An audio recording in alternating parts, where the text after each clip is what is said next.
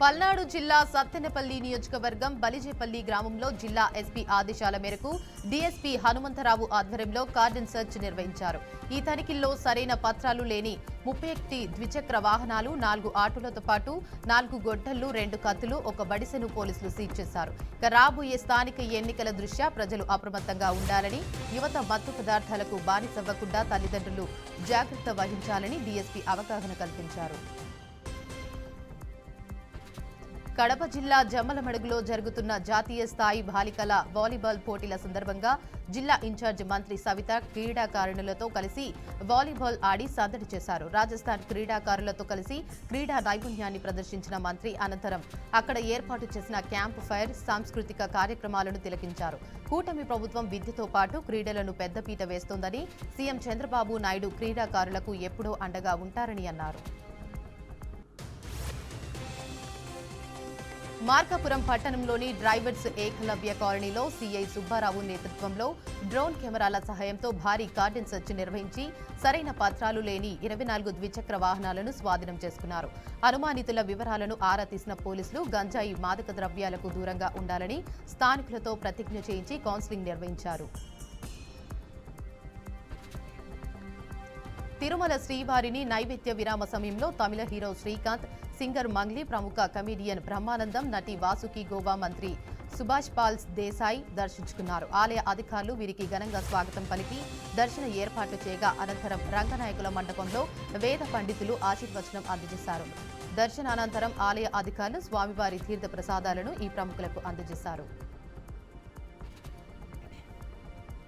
హైదరాబాద్ నాగోలులో ప్రియుడు మహేష్ అనుమానంతో వేధించడంతో మనస్తాపం చెందిన ఐశ్వర్య అనే యువతి వాటర్ ట్యాంక్ పైనుంచి దూకి ఆత్మహత్య చేసుకుంది. పెళ్లికి పెద్దలు అంగీకరించినప్పటికీ ఫోన్ విషయంలో గొడవ పడటమే ఈ దారుణానికి కారణం కాగా తల్లిదండ్రులు ఫిర్యాదు మేరకు నిందితుడిని పోలీసులు అరెస్ట్ చేసి రిమాండ్కు తరలించారు.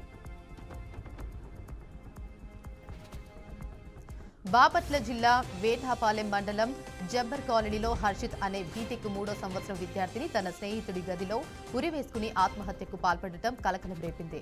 సమాచారం అందుకున్న పోలీసులు మృతదేహాన్ని పోస్టుమార్టం నిమిత్తం చీరాల ప్రభుత్వ ఆసుపత్రికి తరలించారు. విద్యార్థి మృతికి గల కారణాలపై పోలీసులు కేసు నమోదు చేసి దర్యాప్తు చేస్తున్నారు. సూర్యాపేట జిల్లా కోదాడ నుండి ఖమ్మం వెళ్లే జాతీయ రహదారిపై ఆకతాయిలు పట్టపగలు, రాత్రి అనే తేడా లేకుండా ప్రమాదకరమైన బైక్ విన్యాసాలు చేస్తూ వాహనదారులను తీవ్ర ఇబ్బందులు గురిచేస్తున్నారు.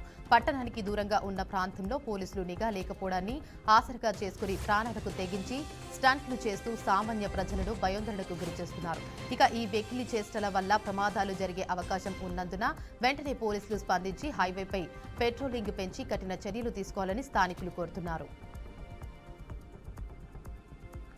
ఆంధ్రప్రదేశ్ ఉప ముఖ్యమంత్రి పవన్ కళ్యాణ్ నేడు కాకినాడ జిల్లా పిఠాపురంలో పర్యటించనున్నారు. సంక్రాంతి మహోత్సవాలను పురస్కరించుకుని ఆయన ఆదేశాల మేరకు పిఠాపురంలో మునుపెన్నడూ లేని రీతిలో మన సంస్కృతి సాంప్రదాయాలు ఉట్టిపడేలా భారీ స్థాయిలో సాంస్కృతిక కార్యక్రమాలు ఏర్పాటు చేశారు. కాకినాడ జిల్లా పెద్దపురంలో టీడీపీ రాష్ట్ర కార్యనిర్వాహక కార్యదర్శి రాజా సూరిబాబు రాజు జన్మదిన వేడుకలు పార్టీ శ్రేణులు ఘనంగా నిర్వహించారు. సూరిబాబు రాజు అనారోగ్యంతో అందుబాటులో లేకపోయినా జిల్లా ఉపాధ్యక్షులు రంగనాగ్ ఆధ్వర్యంలో కేక్ కట్ చేసిన అభిమానులు అనంతరం ఆసుపత్రిలోని రోగులకు పౌష్టికాహారం పంపిణీ చేయడంతో పాటు మాతృత్వం కార్యక్రమం ద్వారా గర్భిణీ స్త్రీలకు మధ్యాహ్న భోజనం సౌకర్యం కల్పించి తమ సేవా గుణాన్ని చాటుకున్నారు. రాష్ట్రంలో పారిశ్రామిక ప్రగతిపై ముఖ్యమంత్రి చంద్రబాబు నాయుడు అసత్య ప్రచారాలు చేస్తున్నారని వైఎస్ఆర్సీపీ అధినేత మాజీ సీఎం వైఎస్ జగన్మోహన్ రెడ్డి మండిపడ్డారు.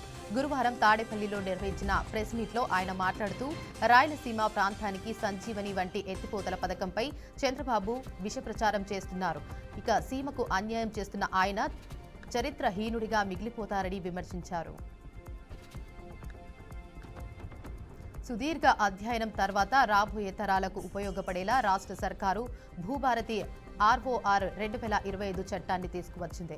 ఇక జిల్లాల వారీగా సభలు, సమావేశాలు నిర్వహించి అభిప్రాయాలు, అభ్యంతరాలు స్వీకరించి వాటిని సునిశ్చితంగా పరిశీలించి ఈ చట్టంలో అనేక అంశాలను చర్చించింది. ఇక అభివృద్ధి చెందిన దేశాలతో పోటీపడేలా అవసరమైన సరికొత్త టెక్నాలజీకి వినియోగానికి అవకాశం కల్పించింది. అయితే చట్టం వచ్చి 7 నెలలైనా ఎక్కడ వేసిన గొంగలి అక్కడే ఉన్న చందంగా పరిస్థితి తయారైంది. నంద్యాల జిల్లా మల్యాల గ్రామంలో పంప్ హౌస్ నుండి సమ్మర్ స్టోరేజ్ ట్యాంక్ వరకు ఉన్న పైప్ లైన్లు రెండేళ్లుగా లీకేజీ అవుతున్నా అధికారులు కాంట్రాక్టరు పట్టించుకోకపోవడంతో కేసీ కెనాల్ ఆయకట్టు కింద సాగు చేసిన 50 ఎకరాల పంటలు నీరు అందక ఎండిపోతున్నాయి. కాంట్రాక్టర్ నిర్లక్ష్యం వల్ల అప్పుల ఊబిలో కూరుకుపోయిన రైతులు తమకు తక్షణమే నష్టపరిహారం అందించి ఆదుకోవాలని, లేని పక్షంలో ఆత్మహత్యలే శరణ్యమని ఆవేదన వ్యక్తం చేస్తున్నారు. అమెరికా ప్రయోజనాలకు విరుద్ధంగా పనిచేస్తున్నాయన్న కారణంతో అధ్యక్షుడు డొనాల్డ్ ట్రంప్ మొత్తం 66 అంతర్జాతీయ సంస్థల నుండి వైదొలుగుతున్నట్లు ప్రకటించి సంబంధిత కార్యనిర్వాహక ఉత్తర్వులపై సంతకం చేశారు. ఈ నిర్ణయంతో 31 ఐక్యరాజ్యసమితి అనుబంధ సంస్థలతో పాటు భారత్, ఫ్రాన్స్ సంయుక్తంగా ప్రారంభించిన ఇంటర్నేషనల్ సోలార్ అలయన్స్ సహా మరో 35 ఇతర సంస్థలకు అమెరికా నిధులు మద్దతును పూర్తిగా నిలిపివేయనుంది. గతంలో తమ్ముళ్లు మహేష్ బాబు, పవన్ కళ్యాణ్లతో మల్టీస్టారర్ చేశారని, ఇప్పుడు అన్నయ్య చిరుతో కలిసి సందడి చేయనున్నట్టు వెంకటేష్ చెప్పారు. అప్పటికంటే ఇప్పుడు ఇంకా విజిల్స్ రావాలని అన్నారు. చిరంజీవి హీరోగా, అనిల్ రావిపూడి దర్శకత్వంలో తెరకెక్కిన మన శంకరవరప్రసాద్ గారు జనవరి 12న ప్రేక్షకుల ముందుకు రానుంది. ఇక ఇందులో వెంకటేష్ అతిథి పాత్రలో కనిపించనున్నారు. తాజాగా నిర్వహించిన ఈ సినిమా ప్రీ రిలీజ్ ఈవెంట్లో ఆయన తనదైన శైలిలో సందడి చేశారు. దేశం జోలికి వస్తే మీరు దండిస్తారు, దైవం జోలికి వస్తే మేము ఖండిస్తాం. మీ భాషలో చెప్పాలంటే సర్జికల్ స్ట్రైక్ అంటూ థియేటర్లలో అభిమానులకు పూనకాలు తెప్పించారు అగ్ర హీరో బాలకృష్ణ. ఆయన ప్రధాన పాత్రలో బోయపాటి శ్రీను తెరకెక్కించిన చిత్రం అఖండ 2 తాండవం.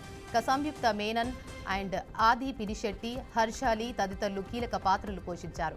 రామ్ అజంటా, గోపి అజంటా నిర్మించారు. సనాతన ధర్మం, భారతీయుల నమ్మకాలు లాంటి అంశాలతో రూపొంది ఇటీవలే థియేటర్లలోకి వచ్చిన ఈ సినిమా సినీ ప్రియుల్ని మెప్పించింది.